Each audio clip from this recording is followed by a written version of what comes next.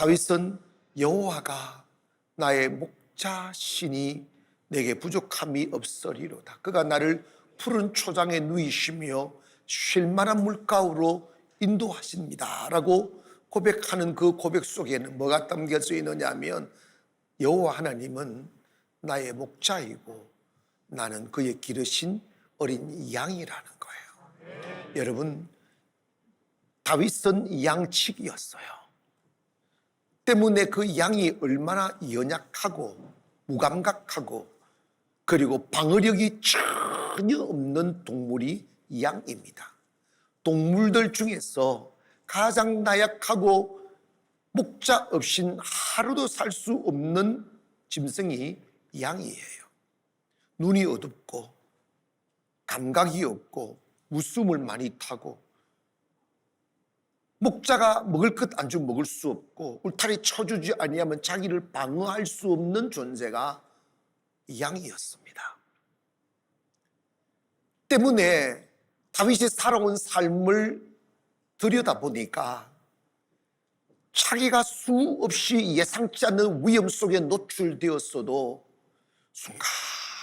순간순간 보이지 않는 하나님의 손길이 다가와 원수에게서 보호해 주시고 풍랑에서 지켜주시고 폭풍 속에 휘말렸을 때도 하나님이 자기를 건져 주셨다는 것을 뒤돌아보니까 그걸 알게 된 거예요. 그래서 그가 가슴속 깊은 곳에서 점이 오는 고백으로 여호와는 나의 목자시니 내게 그 어떤 것도 부족함이 없을 것이다. 그러면서 내 영혼을 소생시키시고 자기 이름을 위하여 의의 길로 인도하시는도다 라고 고백합니다. 우리 꿈을 꾸며 세상 나가잖아요. 웃는 얼굴로 다가와 다른 사람들이 나에게 웃음 주기를 기대하잖아요. 외로운 가슴 달래기 위하여 그 사람에게 기대어 보려 하면 영혼까지 찔러는 아픔을 남기는 가시가 되어 사람들이 두려워지게 되고 현실이 너무 차갑게 되고 겹겹이 쌓여지는 벽들이 우리들로 하여금 그 꿈을 놓아버리도록 만드는 현실들이 우리에게 쌓여져 있습니다. 사람이 아무리 힘든 짐을 지고 있어도 마음이 지치지 않고 마음이 꺾이지만 않으면 이겨낼 수 있어요. 그런데 살다 보니 내 마음의 에너지가 방전되는 거죠. 사람이 좋아야 사람한테 다가가 그 따스한 온기를 느낄 텐데 사람에게 다가가기가 너무 두려운 거예요. 다윗 또한 살아온 삶을 보면 여러분 사실은 가장 따뜻한 곳, 가장 위로받을 곳이 가정인데 가정에서 외면당하면 그 존재감에 대한 의심을 갖게 되는 거죠. 다윗은 아버지도 부르지 않았고 형들도 부르지 않았나 너는 미스기야 너는 양이나 쳐라 너는 그냥 됐어 이런 대우를 받은 거지. 사무엘이 왕을 탁 세우려고 이새의 집에 가보니까 커녕 엘리압을 딱 보니까 너무 잘생기고 키도 크니까 막 저 사람 왕이 될까 보다 했는데 그런 상황 속에 있을 때 하나님은 사람의 눈과 달랐어요. 사무엘상 16장 16절 보니까 그들이 오매 사무엘이 엘리압을 보고 마음 이르기를 여호와의 기름 부으실 자가 과연 주님 앞에서 있도다 하더니 여호와께서 사무엘에게 이르되 그의 용모와 키를 보지 말라. 그가 이미 그를 버려놓으니 내가 버려놓으니 내가 보는 것은 사람과 같지 아니하니 사람은 외모를 보거니와 나 여호와 하나님은 중심을 보신다. 형들을 보면서 엘리압을 보면서 이런 이야기를 하는 거예요. 근데 사무엘이 뭐 이제 아들 없느냐고 그랬더니 그제서야 이실직고를 하는 거예요. 사실은 들녘에서 양치기 하는 아들이 하나가 있는데 보나마나 키도 딱까리하고 그냥 양치기에 불과합니다. 그래도 데리고 오라는 것이. 데리고 딱 와보니까 하나님의 눈으로 볼 땐 16절 12절에 이에 사람을 보려 그를 데려오매 그의 빛이 붉고 눈이 빼어나고 얼굴이 아름답더라. 그래서 그러면 다윗을 딱 보니까 얼굴이 붉었다는 거야.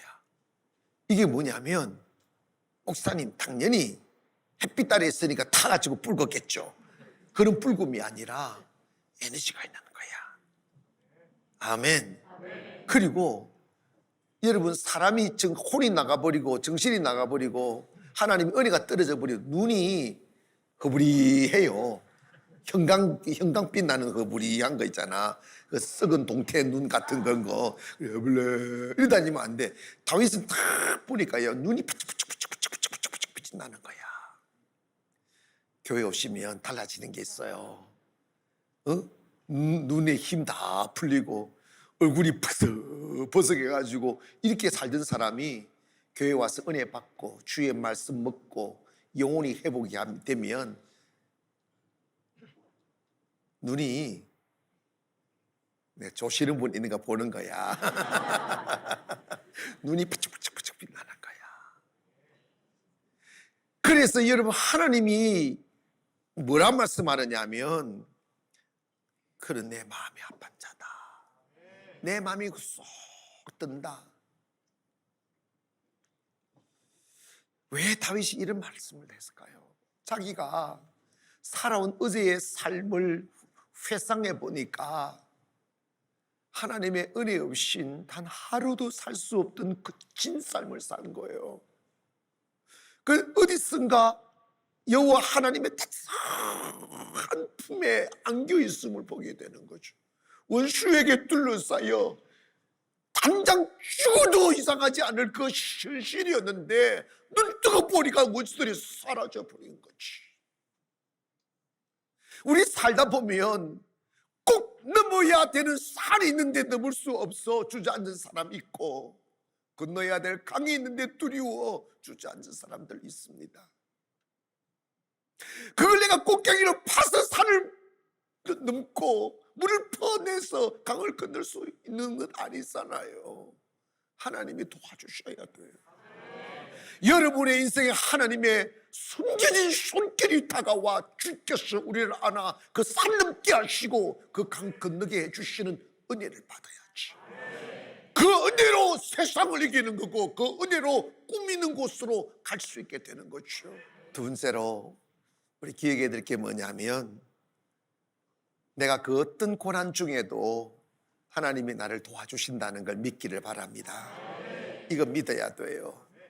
다윗이 살아온 삶의 그 여건이 얼마나 거칠었느냐 하면, 내가 사망의 음침한 골짜기를 다녔다는 거야. 매일 죽음의 골짜기를 다녔다는 거야. 내가 사망의 음침한 골짜기를 다닐지라도 내가 해롭을 받을 것을 두려워하지 않는다는 거예요. 왜? 주께서 나와 함께 하신다는 거지. 하면서 주의 지팡이와 막대기가 나를 안위해 주신다. 목자는 항상 지팡이를 가지고 다니잖아요. 근데 지팡이를 보면 이게 꼬부장한 손잡이가 있습니다. 양들이 목줄을 묶어 두고, 근데 양들이 이 멍청해 가지고 말 잘 들을 때도 있는데 대책 없이 지 맘대로 갈 때가 있다는 거예요. 그러면 양들은 가다 골짜기 빠지기도 하고 낭떠러지 빠지게 되면 양이 거기서 빠져나오려고 몸부림치도 못 빠져나오니까 덜덜덜덜덜 떨고, 막 위에는 막 하이에나들이 왔다 갔다 하면 막 그냥 죽는 거지. 그때 목자는 그 지팡이로 들짐승 쫓아내고 목줄에 지팡이로 거꾸로 잡아 탁 걸어가지고 싹 걸어 올리는 거지. 보세요, 내가 사망의 음침한 골짜기, 숨이 막히고 두렵고, 그런데 세상이 무서운 거예요. 사람들이 막 두려운 거예요. 교회가 아름다운 것은 사람이 좋아 아름다운 거예요. 여러분, 오늘도 들어오실 때 웃으면서 들어오셨어요? 안 웃으면서 들어온 분들 처음 오신 분이고, 좀 화가 나네 또. 웃으세요 이게. 근데 주님이 이런 거잖아. 주께서 내 원수의 목전에서 상을 차려주시고 내 머리에 기름을 바르셨으니 내 잔이 넘친다. 한없는 평화와 한없는 풍요를 노래하는 거예요.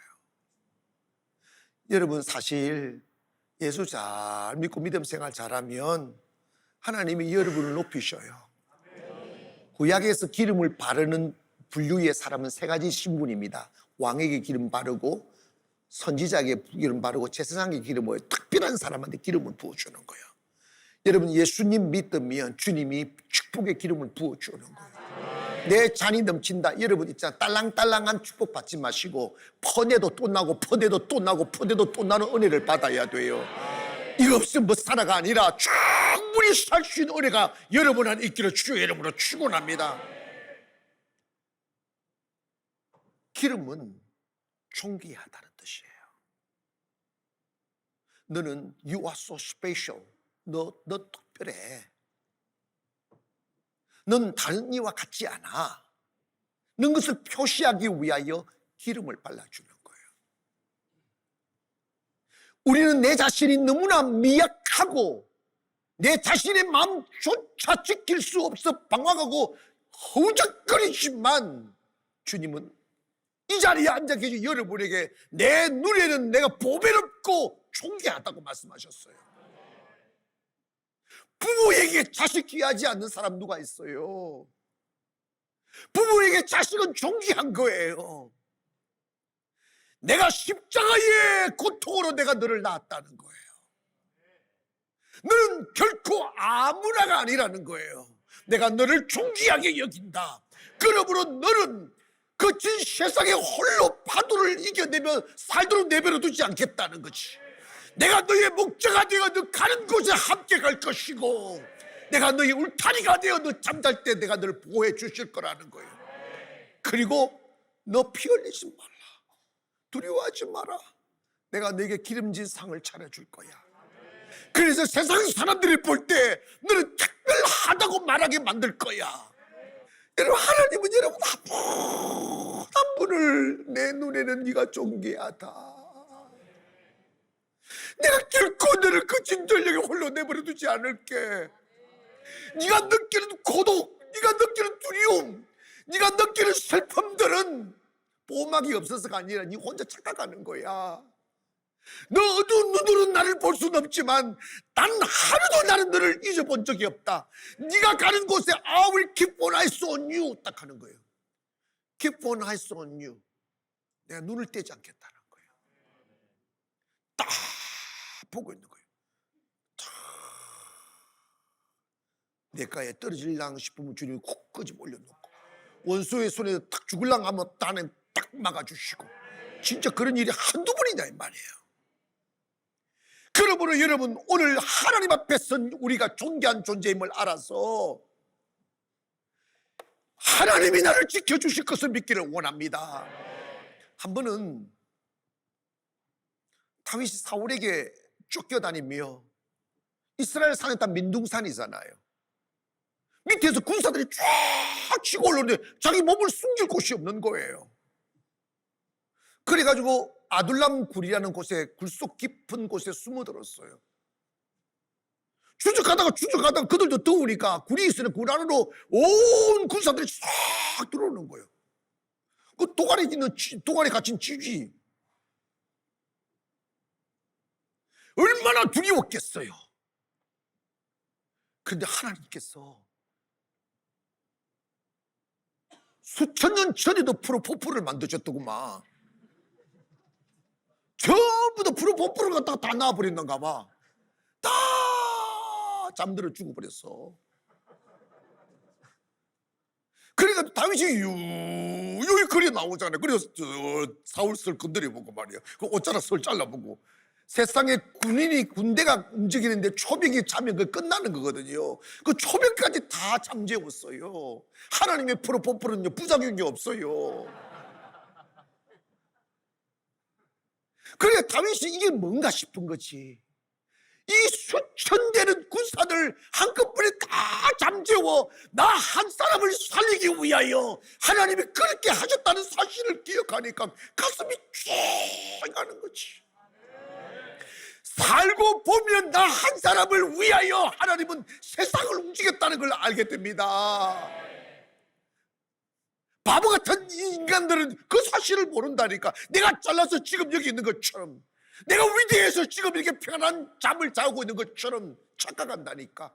우리가 뿌려놓은 죄악의 씨앗들이 얼마나 많은데, 그런데 하나님 그 독초들을 다 제거하시고 쉴만한 물가, 잠자는 물가, 쉴만한 잔디 안에서 힘을 얻게 해주신 것은 하나님이 우리를 도와주셨기 때문입니다. 오늘 저와 여러분 이 자리에 함께 예배함도 하나님이 함께 해주셨기 때문임을 믿기를 원합니다. 주님이 나를 도와주셨어요. 그 언제가 아무도 없는 그 외로운 자리에서 죽음을 기다리며 숨을 죽이며 있는 그 자리에 섰던 나를 살리셔서 지금 춤추게 만들었잖아. 그 하나님의 은혜예요. 그래서 다윗은 시편 27편 1절에 이런 고백합니다. 여호와는 나의 빛이요 나의 구원이시니 내가 누구를 두려워하리요. 여호와는 내 생명의 능력이시니 내가 누구를 무서워하리요. 악인이 내 살을 먹으려고 내게 왔으나 나의 대적들 나의 원수들인 그들은 실족하여 넘어졌도다. 군대가 나를 대적하여 진칠지라도 내 마음이 두렵지 아니하며 전쟁이 일어나 나를 치료할지라도 나는 여전히 태어나리로다. 하나님 함께 하시면 괜찮다니까. 우리가 인생 살아가면서 마치 나 혼자만 그렇게 힘든 것만 같은 고난 속에 있을 때가 있어요. 하나님도 나를 외면하는 것 같고 세상 모두가 나를 위하여 문을 닫아버려 버린 것 같은 고독을 느낄 때가 있어요. 그런데 하나님은 그거 다 보고 계세요. 고린도전서 10장 13절에 이런 말씀하십니다. 사람이 감당할 시험 받기는 너희가 당할 것이 없나니 오직 하나님을 믿버사 너희가 감당치 못할 시험 당함을 허락하지 아니하시고 시험 당할 점에 또한 피할 길을 내사 너희로 능히 감당하게 하시느니라. 여러분 겁먹지 마세요. 두려워하지 마세요. 하나님 도와주십니다. 하나님 영원히 도와주십니다. 앞으로 우리가 살아가야 날들이 많이 남아있고 올라야 될 산들이 높다 해도 절대 두려워하지 마세요. 여호와 하나님 너를 도와주십니다. 지켜주신다니까. 내가 살아보니까 그걸 알겠다니까. 아멘. 어떻게 우리가 이미 먼저 살아간 기득권을 가진 원수 같은 사람들로 둘러싸인 이 세상을 이길 수 있겠어요? 하나님의 도움 없이는 안 되는 거예요. 마지막으로 우리가 고백해야 될 게 뭐냐면 우리의 소원이 뭔가라고 물은다면 내가 여호와의 집에 머무는 것이 내 꿈이라고 말해야 돼요. 여호와의 집에 머무는 것이. 다윗은 왕궁보다 성전을 더 사랑했어요. 그는 도망다니면서 편안한 잠자리를 그리워한 게 아니라 가슴 저리도록 그리워한 게 하나님의 성전에서 예배하기를 그리워했어요. 여러분, 요즘 교회의 위기가 뭐냐면 성도들이 성전의 아름다움을 상상하지 못해요. 성전이 얼마나 축복의 장소인지를 몰라요. 이곳에서 축복이 나가고 이곳에서 행복이 나오고 이곳에 건강이 나오고 이곳에 생명이 나오고 이곳에서 하나님의 임재 안에서 위로를 받는 곳이 성전이에요. 다윗은 어딜 가나 하나님의 성전에서 예배하기를 사모했어요. 내가 왕국에서 첫날 이런 것보다 주님의 성전의 문지기로 하루 있는 것이 더 낫도다 그랬어요. 하나님이여 사람들이 하는 말이 내 하나님이 어디에 있느냐 하오니 내 눈물이 주야는 음식이 되었도다. 내가 그전에는 주의 성전에 가서 내 사랑하는 백성들과 함께 예배를 드렸는데 이제는 내가 예배를 드릴 수 있는 환경이 못 됩니다. 하나님 나에게 예배할 수 있는 공간을 주세요. 하나님 나에게 주님을 찬송할 수 있는 기회를 달라고. 얼마나 애달프게 노래했는지 몰라요. 그도 연약하니까 바세바의 아내 우리아를 취한 뒤에 나단의 책망을 받고 그가 위기를 느꼈을 때 다윗이 이런 고백, 하나님 내 다 가져가도 괜찮습니다. 그러나 하나님 내게서 주께서 나를 멀리하지 마시고 주의 성령을 내게서 거두지 말아주세요. 다윗의 가슴에는 하나님과 하나님의 성전을 사모하는 마음으로 가득 차 있었어요. 여러분, 하나님의 성전을 아름답게 만들고 하나님의 성령이 그 자리에 머물게 하세게 하기 위해서는 누군가의 많은 희생과 눈물이 필요합니다. 청소하고 애쓰고 헌신하고. 그리고 여러분, 요즘 대한민국 교회가 일주일에 한 번만 예배드리는 교회들이 늘어난다는 거예요. 그거 다 문 닫는 교회들이에요. 여러분, 우리 있지 않습니까? 성전은 예배하는 곳이에요. 예배하면 살아납니다. 예배하면 회복됩니다. 예배하면 하나님의 은혜가 넘치게 되어 있어요. 초대교회를 보면, 교회가 초대교회 시작이었다면 사도행전 2장 42절 보니 그들이 사도의 가르침을 받아 서로 교제하고 떡을 떼며 오로지 기도를 힘쓰니라. 날마다 마음을 같이하여 성전에 모이기를 힘쓰고. 뭐라고? 날마다 마음을 같이하여 성전에 모이기를 힘썼다잖아. 우리 교회가 매일 예배 드리는 것으로 소문이 나 있는데 처음에는 사람들이 이상하다 하더라고. 아니, 우리는 예배가 있냐고. 그 이상한 교회 아니냐고. 여러분, 예배 안 드리면 이상 안 하고 예배 드리면 이상합니까? 내가 목회해 보니까요, 매일 예배 나오는 사람들은 척척척척 자라나. 여러분, 이빨도요 빠져봐봐 할머니 할아버지 같이 보여. 예배로 여러분 인생을 세우기를 원합니다. 주님으로 또 멀어짐이, 교회가 여러분, 많은 우리 새로 오신 분들이 저한테 이래요. 목사님, 이 교회는 좀 이상하다고. 그래서 마음이 철렁한 거예요. 잘못된 이상인가 싶어가지고. 왜요? 그랬더니 제가 다 철저 서핑을 다 하고 오는데 가난교회 와서 탁 앉았는데 그냥 앉았는데 가슴이 쿨하더라고요. 나도 모르게 눈에서 눈물이 쭉 빠지더라는 거예요. 이게 뭔지를 모르겠대요. 뭔지를 뭘 몰라. 그분이 성령님이지. 주님의 성령이 여기에 머물러 있도록 우리 기도해야 돼요. 다윗이 아버지조차도 생각지 않는 존재감 없는 목동이었던 그가 일국의 왕이 되고 통일 왕국의 큰 사람이 되었던 것은 하나님이 그를 그렇게 만들어 주신 거예요. 그렇게 만들어 줬던 이유가 뭐냐면 내 마음에 합한 자들아 이 말이에요. 왜 마음을 합했을까요? 잘생겼어도 엘리압이 훨씬 더 잘생겼어요. 그럼에도 불구하고 그를 하나님을 향한 열정의 얼굴이 붉고 있었다고요. 하나님을 향한 갈망의 눈망울이 있었다 이 말입니다. 그러니까 하나님 마음에 든 거지. 교회 오셔서 여기저기 기웃거리지 마시고 하나님의 은혜를 향하여 갈망하기를 원합니다. 하나님이 오늘도 하나님의 위로 없이 난 잠들 수 없습니다. 주님의 위로 없이 난 평안할 수 없습니다. 앞에 부르짖어야지. 여러분의 삶을 하나님 없는 곳, 물 없는 곳에 웅둥이를 파는 어리석은 자 되지 말고 하나님 없는 곳에서 열매를 구하지 마십시오. 요한복음 15장 4절 이하에 보면 내 안에 거하라 나도 너희 안에 거하리라. 가지가 포도나무에 붙어있지 않으면 스스로 열매를 맺을 수 없음 같이 너희도 내 안에 있지 않으면 그리하리라. 나는 포도나무요 너희가 가시라. 그가 내 안에 내가 그 안에 거하면 사람이 열매를 많이 맺나니 나를 떠나서는 너희가 아무것도 할 수 없다. 우리 하나님 떠나서 사업할 수 있고 하나님 떠나서 결혼할 수 있고 하나님 떠나서 공부할 수 있어요. 근데 지나놓고 보세요. 결과가 있는지 허무와 허탈함밖에 없어요. 하나님 안에서 참된 평안에 있고 하나님 안에서 참된 축복이 힘을 믿기를 바랍니다.